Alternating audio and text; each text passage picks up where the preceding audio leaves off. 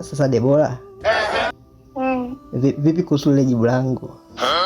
Kama unataka nikujibu nitumie nani yako kwanza nione na ukubwa gani. Are you serious? Una uhakika unataka tuone? Nipe dakika moja. Kuliletwa mojinga.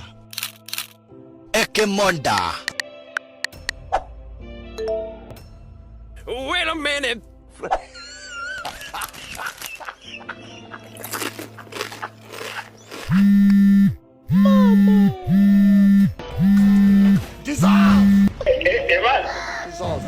Baba, shikamoo.